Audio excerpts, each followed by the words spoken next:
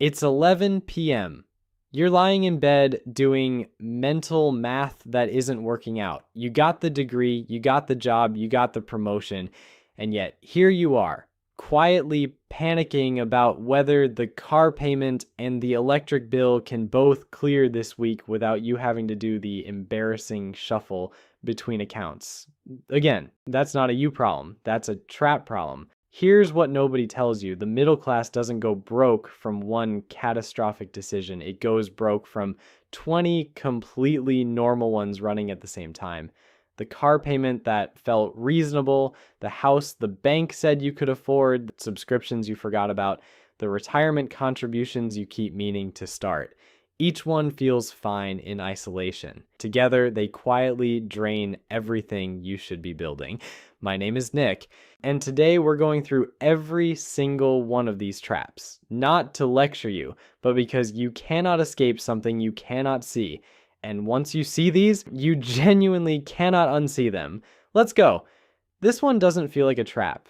It feels like reward. That's what makes it the most dangerous one on this list. You get a raise. You deserve it. You worked for it. So you upgrade the apartment, nothing crazy, just nicer. You get a slightly better car. You stop buying the store brand because honestly, you've earned the real stuff. You go out more. You drop the coupons because that version of you feels like a past life. And your bank account feels fine because you're making more money.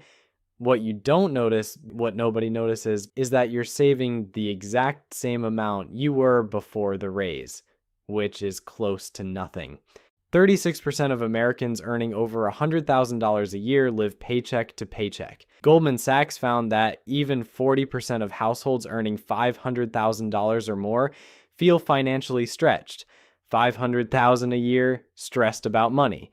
The lifestyle just expands to swallow whatever you make at every income level until you actively stop it. Here's the cost in real numbers. You get a $15,000 raise and absorb it into your lifestyle instead of saving it. If you'd invested that extra $1,200 a month at 8% returns over 25 years, you'd have over $1 million. Not from a windfall, not from a lucky stock pick, just from not letting your lifestyle notice the raise arrived. Every time income goes up, and save at least half of it before you get used to having it. The other half, live your life. But that first half is the difference between building wealth and just being busy. I want you to picture the most aggressively average suburban street in America. Nice neighborhood, decent houses, and parked in every driveway a truck that has never once gone off-road, financed over 7 years that the owner is going to trade in the moment they feel like something newer. The average new car payment right now is $772 a month. 20% of buyers, 1 in 5, are committing to over $1,000 a month on a depreciating asset. And to make those numbers feel manageable, loan terms have quietly stretched to an average of 69 months, with 21% of loans now running 84 months.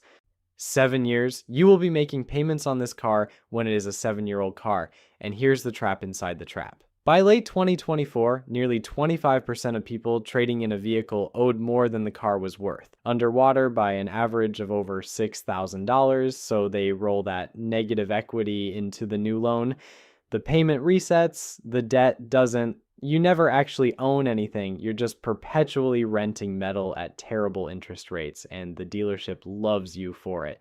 Someone who always has a car payment versus someone who buys a reliable used car and invests the difference at 10% returns ends up with close to $800,000 less over 30 years, not from bad investments, just from the payment. The truck in the driveway that's never seen mud is not a personality, it's a payment plan. And it is eating your retirement. Total U.S. credit card debt recently smashed records, hitting over $1.1 trillion. The average APR on accounts carrying a balance is over 22%, and nearly half of all cardholders carry a balance every single month. If the average cardholder with $11,000 in debt makes only minimum payments at 22% interest, they'll be paying it off for 22 years. Total paid back around $29,000 for $11,000 worth of stuff they probably can't fully remember buying. Here's why this works so perfectly on human psychology. Research from the University of Warwick found that when the minimum payment was simply removed from credit card statements, people spontaneously paid 70% more. The number printed on the statement acts as a ceiling your brain treats as the floor. You see $60, your brain registers task complete, and the bank collects interest on the remaining balance for the next 2 decades. The credit card company didn't design that minimum payment to help you get out of debt. They designed it to keep you in it as long as mathematically possible. That's not cynicism. That's their business model. Stop carrying a balance. If you can't pay it off this month, you can't afford it. Full stop. The median home price hit roughly $435,000 in mid-2024. At roughly 7% mortgage rates, the monthly payment on a median-priced home before taxes, insurance, and maintenance is about $2,900. Add those back and you're at $3,500 a month. To afford that without quietly drowning, you need a household income around $110,000. The median household income is roughly $80,000, so most people buying near the median are already stretching, but then the bank approves them for more, and it feels like validation, like the bank ran the numbers and decided you can handle it, but the bank doesn't care if you can handle it comfortably. The bank cares if you can handle it enough to not default immediately. Those are two wildly different standards, what nobody factors in. Recent research from Zillow shows hidden homeownership costs average roughly $15,000 a year on top of the mortgage, property taxes, insurance, the HVAC that will absolutely die on the hottest weekend of August, the roof that needs replacing, the appliances that all seem to coordinate their failures. That's an extra $1,300 a month. The bank's approval letter never mentioned. Buy less house than the bank says you can. The bank is not on your side in that transaction. The bank is the bank. A life insurance agent is going to sit across from you at some point, if they haven't already, and explain with great enthusiasm that you can have life insurance and a savings vehicle in one product. 2 for 1, smart planning, very responsible. What they will not volunteer, they earn a commission that can exceed 100% of your entire first year's premiums for selling you this thing. For a healthy 35-year-old wanting $500,000 in coverage, term life costs $26 to $55 a month. Whole life costs $460 to $680 a month. Same death benefit. The difference is the cash value component, which grows at roughly 1 to 3% annually. If instead you spend $50 on term and invest the $450 difference in an index fund at historical 10% returns over 30 years, you end up with close to $1 million. The whole life policy builds around $100,000 to $130,000 in cash value over that same period. And when you die, the insurance company keeps the cash value and only pays the death benefit anyway. The agent's enthusiasm is entirely understandable. You should not share it. Get term, invest the difference. Move on. Before we go further, I want to introduce you to a household. We'll call them the Garcias. The combined income of $110,000 a year, 2 working professionals, 2 kids, solidly middle class, doing everything right. After federal and state taxes, they take home about $6,800 a month. They bought a house at the top of their approval. Mortgage, taxes, insurance, and maintenance runs $3,100 a month. 2 car payments at a combined $700, student loans at $450, daycare for 2 kids at $2,000 a month. Groceries, utilities, phones, internet, another $900. That's $7,150 in fixed monthly costs on $6,800 in take-home pay. They are negative $350 before they've bought a single cup of coffee. This is not a story about irresponsible people. This is a story about normal people who said yes to every normal thing. The house, the cars, the degrees, the kids, without anyone sitting them down and running the actual numbers. The bank approved the mortgage, the dealership approved the car loans, the university approved the student loans. Everyone approved everything. Nobody asked if the whole picture added up. It doesn't add up. And the Garcias are not unusual. They are the median. Speaking of the Garcias, I hear something that will genuinely surprise you. Elizabeth Warren, years before she was a senator, was a Harvard bankruptcy law professor. She and her daughter studied thousands of families who had filed for bankruptcy. Their finding changed everything. Families with two working parents were actually more likely to go bankrupt than single income families. Working twice as hard, two paychecks, more likely to lose everything. Here's why. A $50,000 second income sounds like a lot. Run the actual math. Federal and state taxes at the marginal rate, $18,000 gone. Daycare for one child, national average, $13,000. Commuting costs $4,000 to $5,000. The convenience spending that exhaustion makes inevitable. Takeout because nobody has time to cook. A house cleaner, faster shipping, pre-cut vegetables at 3 times the price. Another $5,000 to $7,000. Net contribution of that $50,000 salary, around $7,000 to $10,000 a year. But here's the real trap. The family built their fixed costs, the mortgage, the cars, the whole structure, around two incomes, which means both incomes are now permanently load-bearing. There's no margin. No backup plan. If one partner loses their job, gets sick, needs to take care of an aging parent, the structure doesn't bend. It collapses. The single-income family of 50 years ago had something the two-income family of today traded away: a reserve, a backup, a financial emergency brake.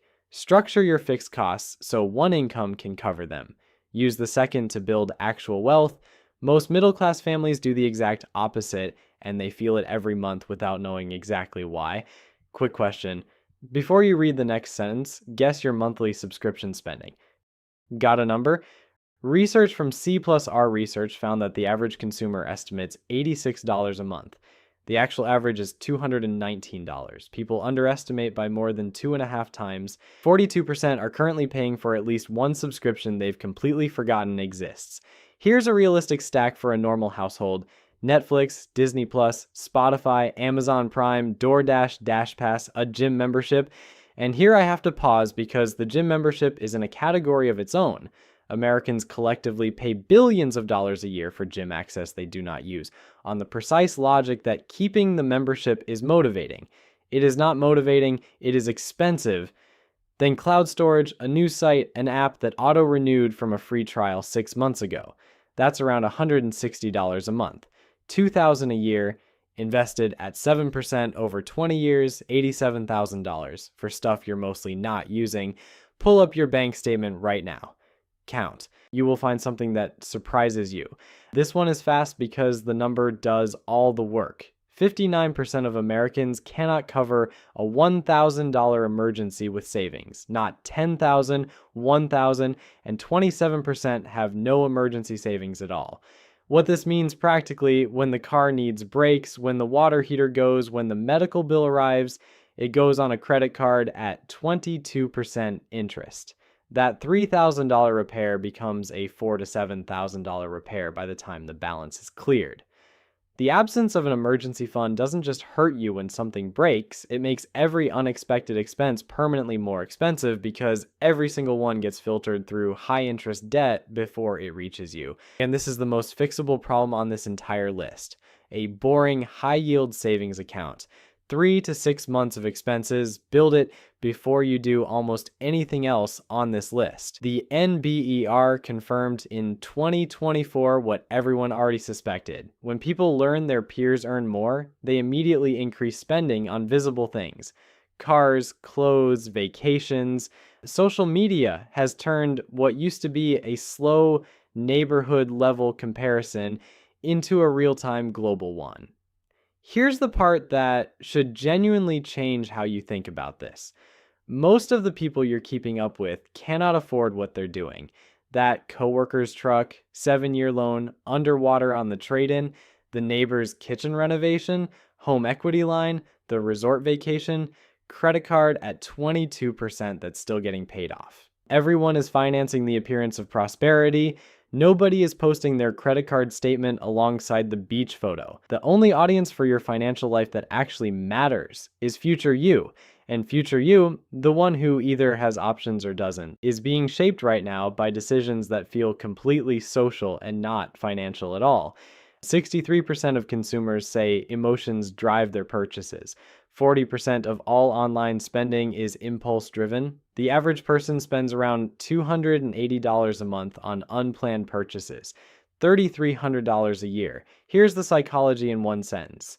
Shopping triggers the same neurochemicals as exercise and genuine human connection. The hit lasts about 45 minutes. And then you have a thing you didn't need and a charge you didn't plan. What's insidious about this trap is it never feels like a habit. It feels like occasional treats. It only becomes visible when you add up the year. $3,000 annually invested at 7% over 20 years is $130,000. Stacked on subscriptions, convenience costs, and social comparison spending, you're looking at $300,000 to $400,000 in lifetime wealth, gone not to one bad decision, but to 1,000 small ones that each felt completely fine. Here's a trap that does its damage in total silence. $500 a month invested at 7% starting at 25. By 65, you have $1.3 million. Same $500 a month starting at 35, $610,000. 10-year delay. Same monthly contribution, $700,000 less. The average American starts saving for retirement at 31. The median retirement savings for people aged 55 to 64 is $185,000. They believe they need $1.26 million to retire comfortably. The gap between those two numbers is not a math problem. It's a psychology problem, that's specifically present bias. The human brain consistently treats future needs as less real than present wants. Retirement feels like a problem for later you. Later you is going to be absolutely furious. Automate the contributions, make them invisible. The best financial decision you will ever make is one you don't have to actively choose every month. 90% of day traders lose money. The average active trader underperforms the market by 6.5% annually. The Bank for International Settlements found that a majority of retail crypto investors across nearly every economy they studied lost money on their Bitcoin holdings over a 7-year stretch. And yet, every bull run, every viral coin, every meme stock moment, millions of completely rational people become briefly convinced that this time they've cracked it. $10,000 in GameStop at the 2021 peak was worth under $1,500 a year later. $10,000 in an S&P 500 index fund over that same period became $14,000 to $15,000. The boring thing won. The boring thing keeps winning. The boring thing will continue winning for the vast majority of people the vast majority of the time. The index fund doesn't have a Reddit thread. It doesn't give you a story at a dinner party. It just turns your money into more money over decades, which is, and I cannot stress this enough, all you actually need it to do. Your credit score is a measure of how well you interact with debt. That is literally all it is. It does not measure your wealth, your savings rate, your net worth, or your retirement readiness. It measures your relationship with borrowing money. And yet millions of people are making real financial decisions to optimize this number, keeping cards open they never use, refusing to pay off debt early, even taking out small loans they don't need, all to chase a score that stops meaningfully improving around 740. Above 740, the incremental rate difference on a mortgage is negligible. The habits built while chasing 800 and above, maintaining revolving balances, treating debt as a tool to be managed rather than eliminated, those habits cost real money over time. You can have a perfect credit score and zero wealth. Those are not contradictions. They happen together constantly. The goal is financial independence. The credit score is occasionally a useful tool on the way there. It is not the destination. Here's what ties all of this together. None of these traps require you to be reckless. Most of them require you to be completely, entirely normal. The car payment is normal. The credit card balance is normal. The house at the top of your approval is normal. The subscriptions, the impulse purchases, the retirement contributions you'll start next quarter, all normal. Totally, completely, financially devastating normal. Because normal right now means 62% of workers living paycheck to paycheck. Total household debt at $18.8 trillion. The median American at every age bracket with roughly half the savings they actually need. Normal is the trap. The people who end up genuinely financially free aren't doing exotic things. They're just refusing to do the normal things. They drove the car that didn't make a statement. They bought less house than they were approved for. They automated their investments before their lifestyle could absorb the income.